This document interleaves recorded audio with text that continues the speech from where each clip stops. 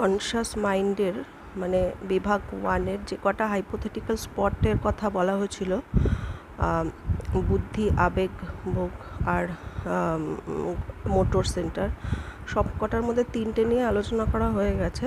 আজকে যে লাস্ট যেটা আছে মোটর বা বাংলায় যাকে বলা হচ্ছে গতিশীলতা, সেই সেন্টারটা নিয়ে আজকে একটুখানি বলবো। মানে এই সেন্টারটার কাজ হচ্ছে একটু অদ্ভুত ধরনের, মানে অঙ্কের স্যারের মতো। অঙ্কের টিচার যেমন করে যে সব অঙ্ক যদি অঙ্ক যেটা থাকে সেটা সবগুলো যদি প্লাস থাকে তাহলে প্লাস করে, সব যদি মাইনাস সাইনের অঙ্ক থাকে তাহলে মাইনাস করে, মাইনাস সাইনের অঙ্ক থাকলেও প্লাস করে, সাইনটা মাইনাস হয়ে যায়। আর যদি অপোজিট সাইন থাকে তাহলে সেই অনুযায়ী হয়, প্লাস মাইনাস হয়, যারা অঙ্ক করেন তারা। তো এম সেন্টারে কাজ হচ্ছে অঙ্কের টিচারের মতো, মানে বুদ্ধি, আবেগ আর ভোগ বা সেক্স সেন্টার থেকে যে ইন্টেন্সিটি আসে, বুদ্ধি থেকে 2, আবেগ থেকে ইমোশন থেকে 4, সেক্স সেন্টারের আছে 8। তো যে ইন্টেন্সিটি আসে সেইটাকে যদি সবগুলো একই রকমের হয়, সবগুলো যদি প্লাস হয়, তাহলে সে সবগুলো যদি প্লাস হয় বা সবগুলো যদি মাইনাস হয় তাহলে প্লাস করে দেবে, সাইনটা আলাদা হবে। আচ্ছা, এবার এটাকে একটুখানি বাস্তব সিচুয়েশনে এক্সাম্পল দিলে কীরকম হয় বলছি। যেমন মনে করুন যে ক্লাসে স্যার বা মিস অঙ্ক করাচ্ছেন বা কোনো সাবজেক্ট পড়াচ্ছেন, বাচ্চারা আছে। এবার অনেক রকম টিচিং এইডস নিয়ে এসে, বা টিচারের পড়ানোর ধরনটাও খুব সুন্দর, কিছু তিনি সুন্দরভাবে বুঝিয়ে পড়াচ্ছেন।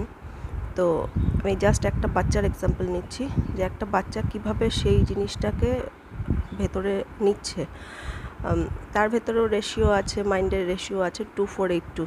তাহলে স্যার বা মিস যেটা করাচ্ছে সেটা তার বুদ্ধি, ভেতরে ইনফরমেশন যখন যাচ্ছে, বুদ্ধি সেন্টারে যখন যাচ্ছে, বুদ্ধি পজিটিভ, সে বোঝার চেষ্টা করছে, তার থেকে আসছে +2। আচ্ছা, ইমোশান, স্যার যখন খুব সুন্দরভাবে পড়াচ্ছে তো ইমোশানও তারও খুব ভালো লাগছে, তার থেকে আসছে +4। আচ্ছা, সেন্সুয়াল ভাইটালিটি, ইমোশান যখন প্লাস তখন এস সেন্টারও সেক্ষেত্রে খুব ভালোভাবে, খুব এনার্জেটিক্যালি ব্যাপারটা নেয়, সেটা হচ্ছে +8 আসছে। এবার এম সেন্টার কি করে, সব কটাকে একসাথে ক্যালকুলেট করে।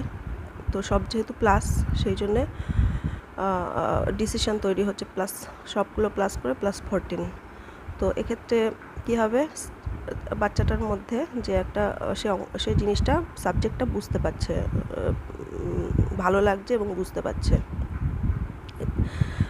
আর যদি সিচুয়েশন উল্টোটা হয়, যে টিচার একটু বকাঝকা করে রেগে পড়াচ্ছেন, তো অ্যাভারেজ স্টুডেন্ট যারা আছে তারা কেন নিতে পারছে না? কারণ বুদ্ধি যে আছে, বুদ্ধি থেকে যে ইনফরমেশানটা ঢোকার চেষ্টা করছে সেটা তো প্লাস, কিন্তু বাকি যে দুটো সেন্টার আছে, ইমোশন আর সেন্সুয়াল ভাইটালিটি, তারা কিন্তু নেগেটিভ দিচ্ছে, নেগেটিভ কাস্টিং করছে, নেগেটিভ বোর্ড কাস্টিং করছে, কারণ জিনিসটা তার ভালো লাগছে না। শুধু স্কুলের সিচুয়েশন আমি বলবো না, বাড়িতেও বাবা মা যখন বকাবকি করে কোনো জিনিস বোঝানোর চেষ্টা করে, তখন বাচ্চারা রিফিউজ করে ওই জন্যেই, কারণ তার ইমোশান থেকে আর এস সেন্টার থেকে নেগেটিভ ইনফরমেশান আসছে, নেগেটিভ বোর্ড দিচ্ছে, তাহলে পুরো ব্যাপারটাই সেখানে হয়ে যায় মাইনাস। আচ্ছা, এখানে এম সেন্টার যখন ইন্টেন্সিটিগুলো ক্যালকুলেট করে, তখন তার একটা খুব ইউনিক পদ্ধতি আছে, যে সবগুলো প্লাস হলে সে প্লাস করে দেয়, আবার সবগুলো মাইনাস হলেও প্লাস করে সাইনটাকে মাইনাস করে দেয়। কিন্তু কোনো একটা সেন্টার যদি মাইনাস হয়, যেমন বুদ্ধি যখন কোনো একটা সেন্টার যদি প্লাস হয়, যে বুদ্ধি এক্ষেত্রে প্লাস, বাকিগুলো মাইনাস, সেক্ষেত্রে কিন্তু বুদ্ধি ইন্টেন্সিটিটা বাকি দুটো থেকে বাকি দুটোর হচ্ছে -8 -4 মানে -12, সেখান থেকে বুদ্ধির প্লাসটা কিন্তু বাদ হয়ে ওটা -10 হয়ে যাবে না।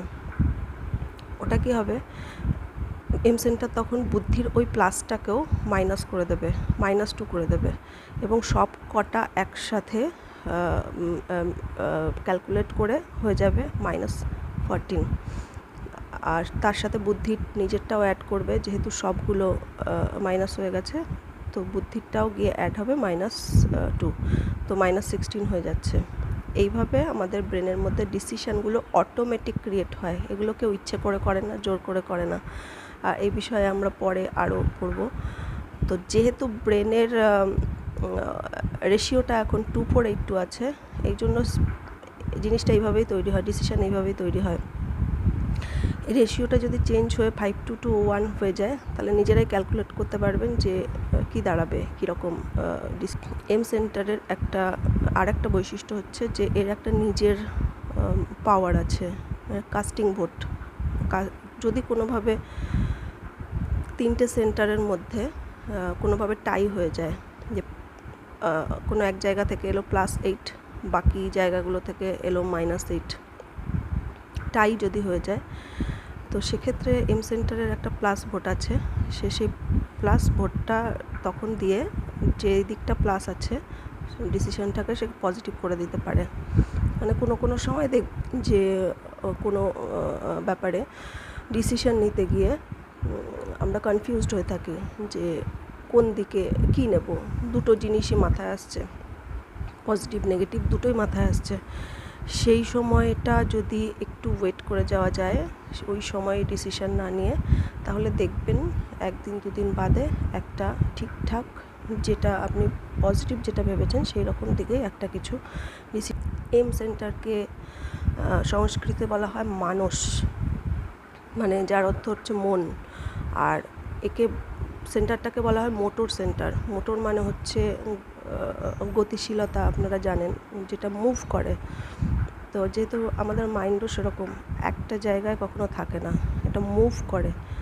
তো এর যে নাম আছে, এম সেন্টারের নামটা দিয়েই বোঝা যাচ্ছে যে আমাদের মাইন্ডের ক্যারেক্টারিস্টিক বৈশিষ্ট্য কীরকম। আজকে এই পর্যন্তই, আবার পরের দিন চেষ্টা করব আবার কিছু আনতে। নমস্কার।